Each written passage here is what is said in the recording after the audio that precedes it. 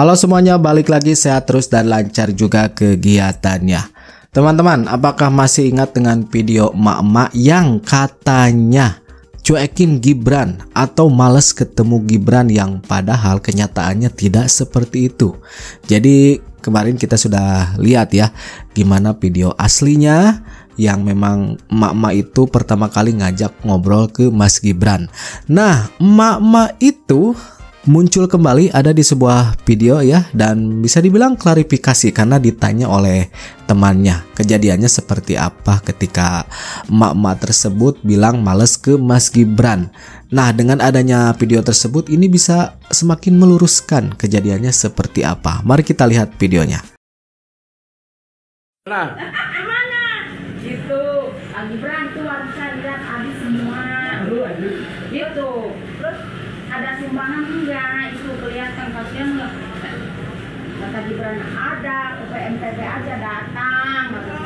Kata saya, kemarin bapaknya ke BNPB minta nasi aja nggak dikasih, makanya males. Udah gitu.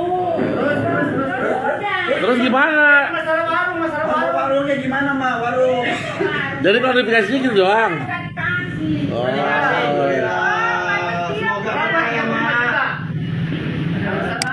Nah, seperti inilah kejadian sebenarnya langsung oleh emak itu sendiri dijelaskan. Jadi memang emak tersebut ya ngobrol ke Mas Gibran, datang sendiri. Jadi emak ini membicarakan tentang bantuan ya ke Mas Gibran, datang sendiri menanyakan hal tersebut yang memang di warungnya itu kosong.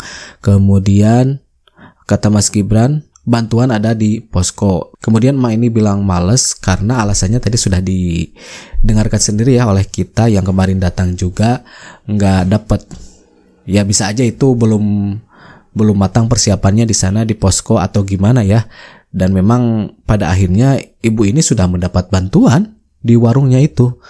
Gitu. Jadi memang diperhatikan ibu ini. Jadi berita tentang emak-emak cuekin Mas Gibran atau emak-emak males ketemu Mas Gibran itu tidak benar. Kita bisa simpulkan sendiri ya setelah lihat videonya. Dia justru diomelin sama emak-emak.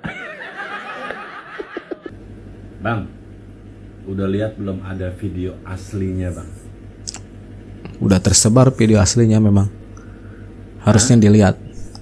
Si abang ini kayaknya belum lihat video aslinya, terus udah berani-beraninya nyebarin berita belok. Bang, beritanya itu belok, Bang. Abang dibikin malu sama video itu. Udah gitu ditambah lagi abang mempermalukan diri sendiri, Bang.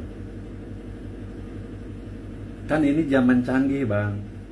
Kalau wapres turun ke lapangan, pejabat tinggi turun ke lapangan, RI 1, RI 2 ya, apalagi gitu ya, ke masyarakat, yang pegang handphone kan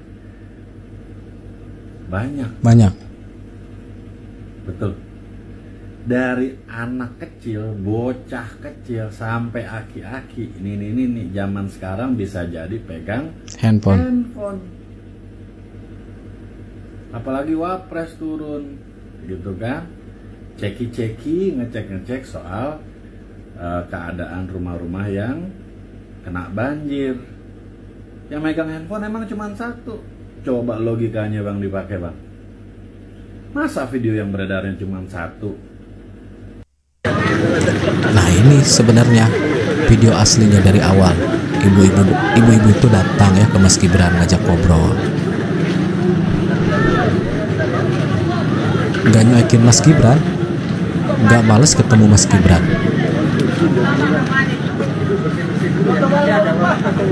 Nah, dipotongnya di sini nih, pas dari sini.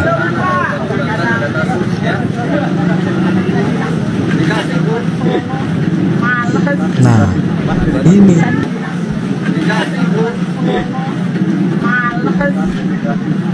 Jadi pas di sana kesebarnya, yang disingkatin, dipadetin, terus jadi digorengin oleh para ya yang membenci Gibran. Ini kan hasil dari pencitraan, hasil dari cari muka. Akhirnya apa? Dicuekin sama mama, gak direken. Malah mamanya bilang apa tadi? Males. Dengan lantangnya seorang wapres ya dicuekin terus bilang males.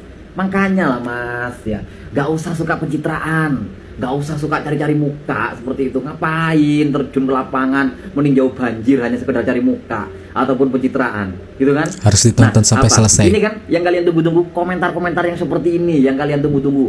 Bagi kaum-kaum sakit hati, kaum tukang goreng, kaum tukang kompor yang sukanya memprovokasi, memframing ya seolah-olah Mas Gibran ini dicuekin oleh mama. Nggak seperti itu konsepnya, bro. Ya, Mas Gibran ini sudah menginformasikan nanti kalau semisal ada apa-apa mau ngambil kebantuan ke posko, ditunjuk di sana tempatnya. Seperti itu. Tapi kalau semisal orang yang ditawarkan dengan kebaikannya Mas Gibran ini mungkin menolak atau nggak mau, ya itu hanya mereka, terserah gitu. Yang penting ya wapres kita ini sudah punya niatan baik, terjun ke bawah, ya kan, langsung meninjau di lapangan tuh. Daripada yang sebelah ada yang naik perahu karet takut tenggelam mungkin, terus ada yang memantau dari helikopter. Nah seperti itu. Gimana coba? Apalagi Mas Gibran melakukan seperti itu, pasti dihujat habis-habisan. Guys, kalian Pak udah pada lihat nggak video yang kemarin Mas Gibran belusukan ke tempat korban banjir yang katanya dicuekin sama ibu-ibu?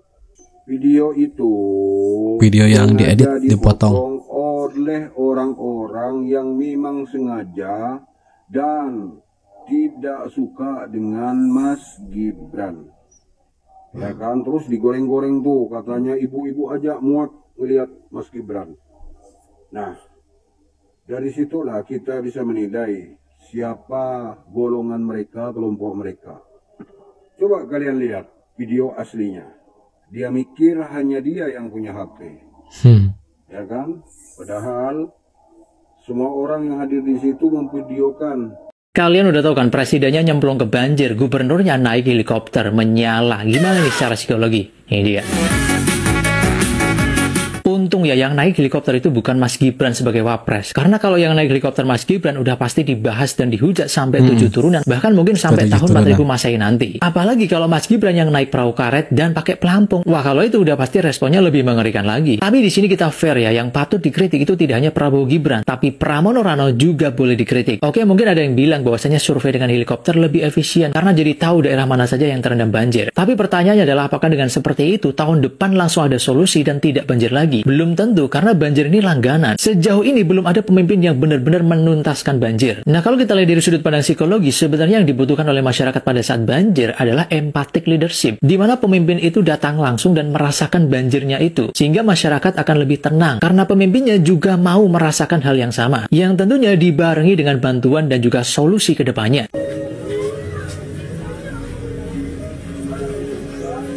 Oh, Mas Gibran ini di Sukabumi tinjau lokasi banjir dan longsor.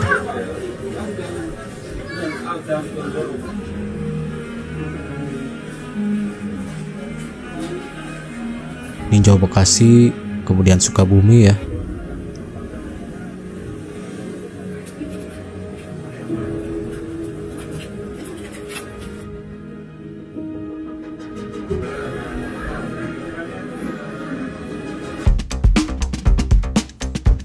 Oh, ini yang longsor ya.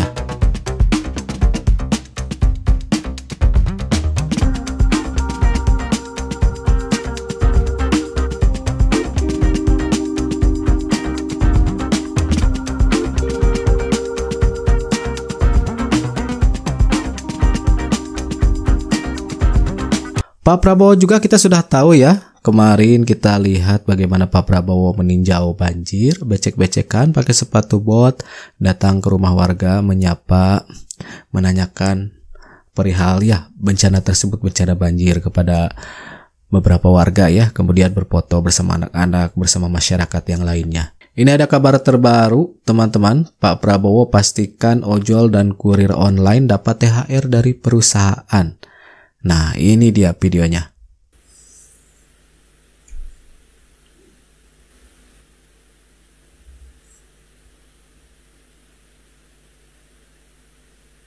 Tahun ini pemerintah menaruh perhatian khusus kepada para pengemudi dan kurir online yang telah memberi kontribusi yang penting dalam mendukung layanan transportasi dan logistik di Indonesia. Untuk itu, pemerintah menghimbau kepada seluruh perusahaan layanan angkutan berbasis aplikasi untuk memberi bonus hari raya kepada pengemudi dan kurir online dalam bentuk uang tunai dengan mempertimbangkan keaktifan kerja. Saat ini terdapat kurang lebih 250.000 pekerja pengemudi kurir online yang aktif dan kurang lebih 1 sampai 1,5 juta yang berstatus part-time, yang tidak full-time tapi part-time bekerja. Untuk besaran dan mekanisme pemberian bonus hari raya ini kita serahkan dan nanti akan dirundingkan dan akan disampaikan oleh Menteri Ketenagakerjaan melalui surat edaran. Saudara-saudara sekalian, semoga dengan kebijakan ini dan para pengemudi online dapat merasakan libur dan mudik dan Idul Fitri dalam keadaan yang baik. Amin. Saya ucapkan terima kasih kepada Menteri Ketenagakerjaan, kemudian Menteri Perhubungan, dan Menteri Seskap, juga kepada pimpinan perusahaan, Saudara Patrick Waluyo dan Saudara Anton.